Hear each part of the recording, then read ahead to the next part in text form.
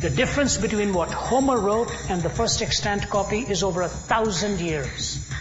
The Bible is the lone document that we have where within a century of its articulation of these major truths, we have extant copies, and by the first 300 years we have a complete corpus of material of the Old and the New Testament.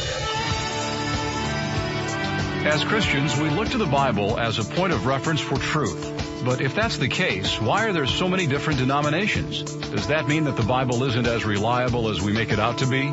Hear the answers to those questions today on Just Thinking with author and apologist Ravi Zacharias.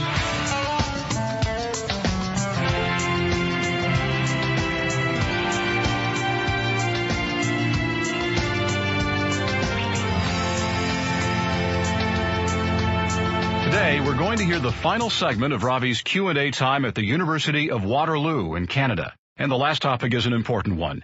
What does the number of Christian denominations say about the truth of the Bible? If the Bible has the truth we believe it does, why are there so many opinions? Here's that question. If the Bible, which has been given to us as a point of reference, which Jesus said is God's truth, then why are there so many different interpretations of this truth, which has resulted in many various different sects, such as Catholicism, baptism? Last night this question came in a bit of a different form, so if there's a little bit of repetition, allow me to make that. Christianity is not the only faith or the religious worldview that has various groups. The Muslims have it, the Buddhists have it, the Hindus have it, the Sikhs have various sects within their own group, and every group has its sects. So what happens is, in the Christian faith, the reason the Bible was even formed, by the way, and the canon was pulled together, was because there were those who were trying to bring in heretical views and contrary views to what it is that Christ actually taught. And that, of course, continues to this very day. Now, when the Bible was collected, you've got to look at it. It is a very different form of scripture to anything else. For example, the Quran claims to be singularly revealed, verbally dictated. Every word remains unchanged. So the assertion is. And it comes across from the 6th century and so on. That's why even translations are never treated on the same level as the original in the Arabic that is given, and the most sacred text preserved by them. Their most sacred text preserved by them. The Bible is written across 1400 years. Moses lives around 1450 before Christ, so you take his writings, and then you come to the time of the kings and the judges and the prophets, and then you have the break, and John the Baptist comes in to announce the coming of Jesus Christ. When you look across 1500 years of prophecy, the first thing that arrests you is the spectacular way in which there is a single thread from beginning to end. From the book of Genesis to the book of Revelation, the focus is the person of Jesus Christ.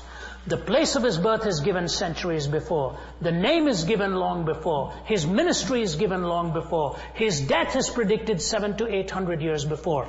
The kind of specific prophecy, for example, is given to us in a book of Daniel.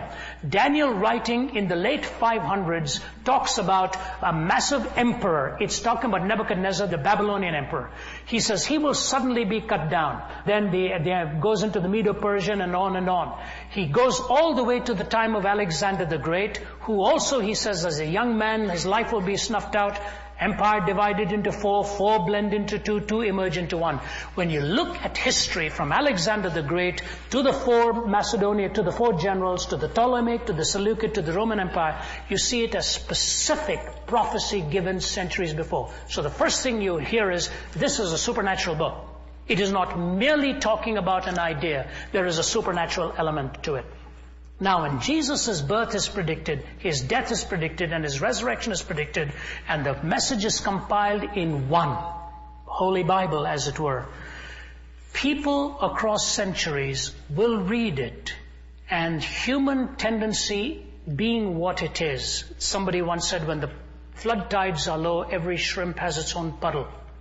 And everybody wants to have his own little group, you know. So here comes one denomination, another denomination, another denomination. One person says you've got to go under the water if you're really going to be baptized. Another one says you're going to go right to the top of the head. Just a sprinkling, it doesn't matter what else you do. And, you know, you go through all of these various debates.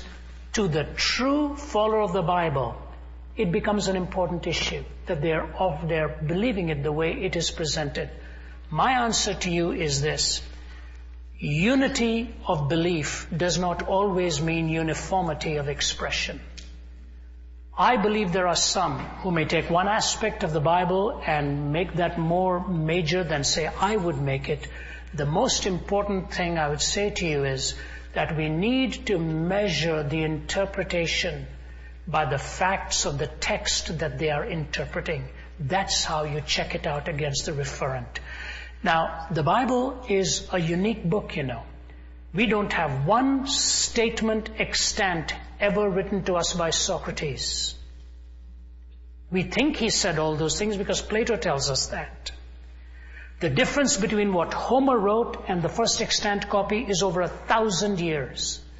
The Bible is the lone document that we have where within a century of its articulation of these major truths, we have extant copies, and by the first 300 years we have a complete corpus of material of the Old and the New Testament. So the problem is not with the Scriptures.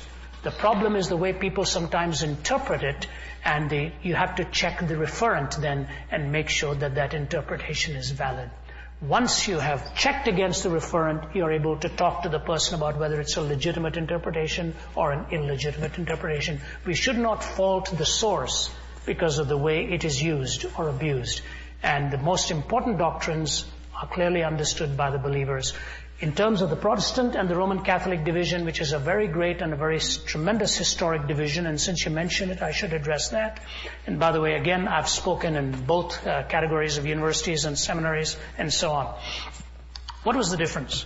The difference came in that in the Catholic Church, the authority was the Church. Whether it be the Pope or the priesthood or the cardinals, whoever, the authority was the Church. The Church had the right to interpret the Scriptures, and the Church interpreted it, and this is the way it is interpreted. When Martin Luther came on the scene in the 1500s, Martin Luther was not a bad Catholic, he was a good one. He found out he was not having ease with his conscience. He wanted to keep on confessing because he would go to bed and suddenly remember something else. And as he was reading the Scriptures, he noticed in the book of Romans that the just shall live by faith. The just shall live by faith. What he did was not destroy the priesthood in the Catholic Church. He said, every Christian is a priest before God. I have a right to come before God directly. So in the Protestant Church, the cry was sola scriptura, the Scriptures alone. Sola fide, by faith alone. So it is a question of the repository of authority. In the Catholic Church, they went with the papacy and the Church. In the Protestant Church, they went with the final authority of the Scriptures and the priesthood of the believer. Now, your challenge should be to look into the Bible and see which of these two schools of thoughts is in keeping with the Scriptures, and that's how you find out where the truth is.